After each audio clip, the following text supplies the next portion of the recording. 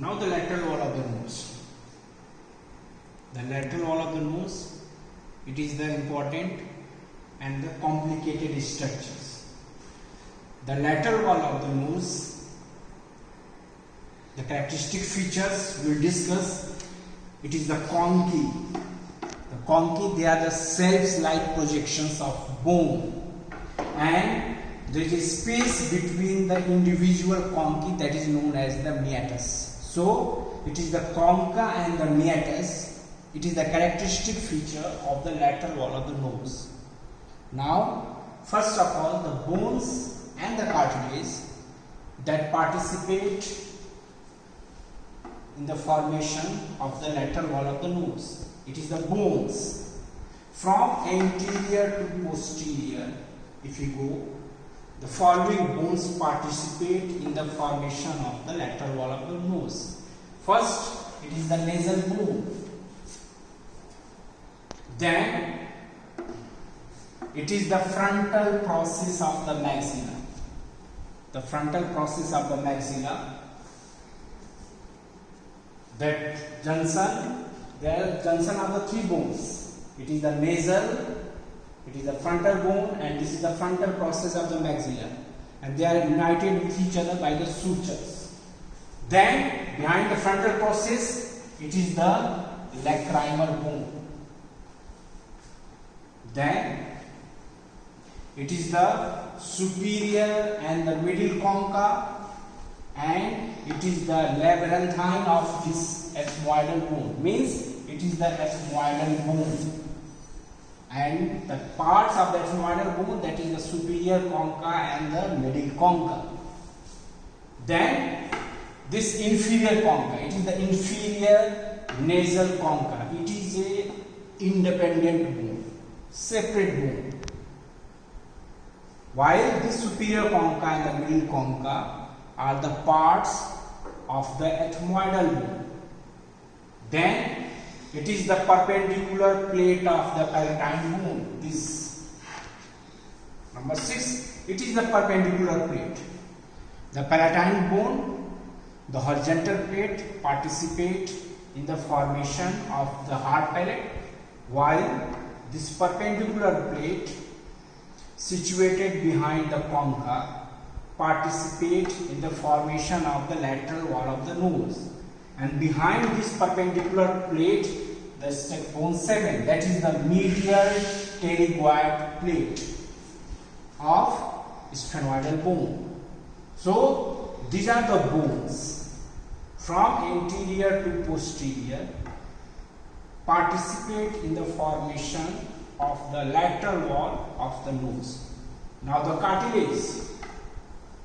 The cartilage, as we discussed, the skeletal framework of the external nose. It is the lateral nasal cartilage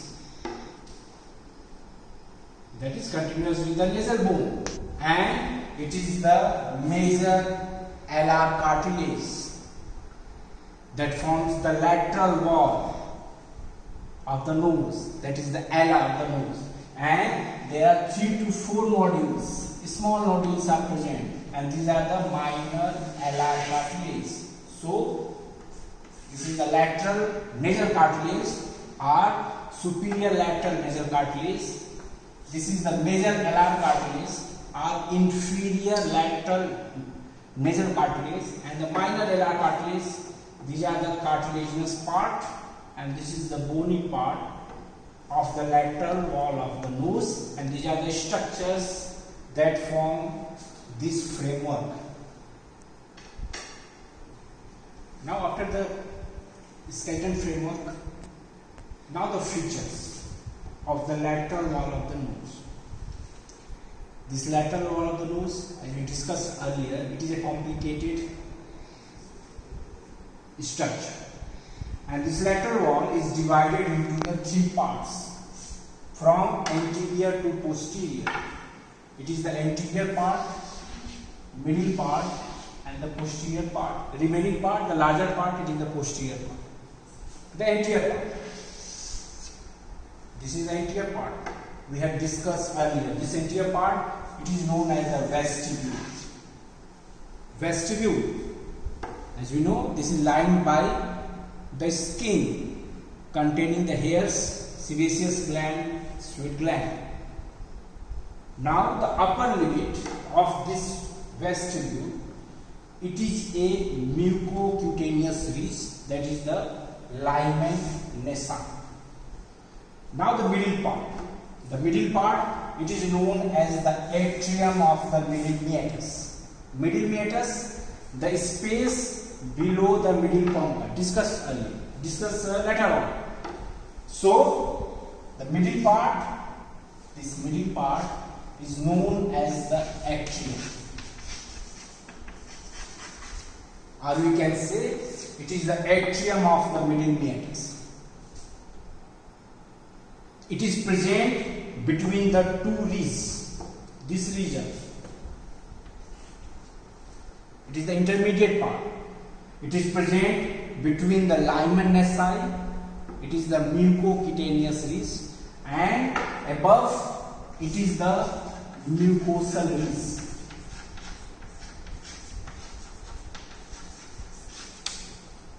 Why?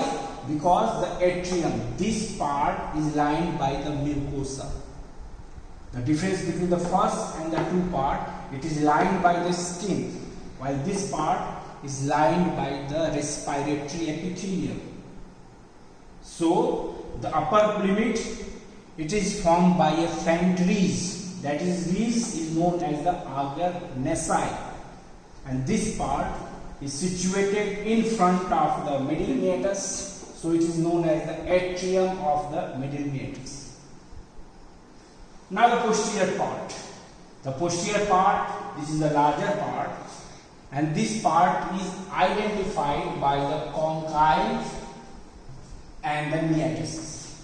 Conchae and the meatus, these are the features of the lateral wall of the nose, are present in the posterior part of the lateral wall.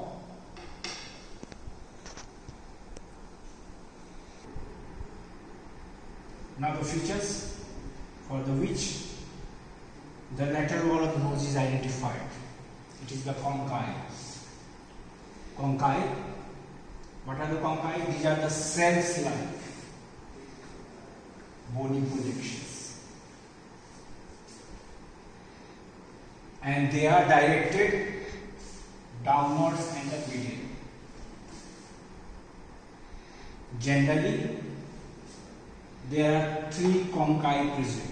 From above to downwards, it is the superior nasal concha, then it is the middle nasal concha, and it is the inferior nasal concha. Most commonly, these three conchae are present. Sometimes, occasionally, there is a conchae, a small bone projected above the superior concha, that is known as the conchae suprema. It is occasionally present. It is situated above the superior nasal concha. Now the second structure is meatus. What are the meatuses? These are the space underneath each concha. For example, if there is a superior concha, the space underneath it is the superior meatus. This is the middle concha. If you cut, there is a space, and this space is the middle meatus. And the inferior concha, underneath this space, it is the inferior meatus. So they are the three meatus. This is the inferior meatus, middle, and the superior meatus are present. Now, if you see the conchae, the superior nasal concha and the middle nasal concha, both are the parts of the ethmoidal bone. These are the parts of the ethmoidal bone. They projected downwards and the medially from the ethmoidal labyrinth. And the inferior nasal concha, this is the largest one. The largest concha, it is the inferior nasal concha. it is independent, separate. It is not a part of the ethmoidal bone. While the superior concha, it is the smallest concha.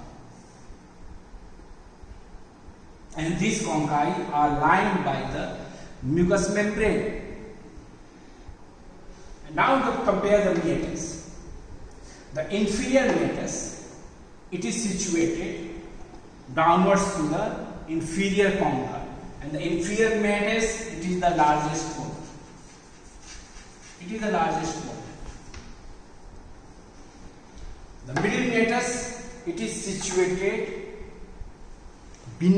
underneath the middle concha, while the superior meatus, it is situated underneath the superior concha, and this is the smallest one. The smallest one.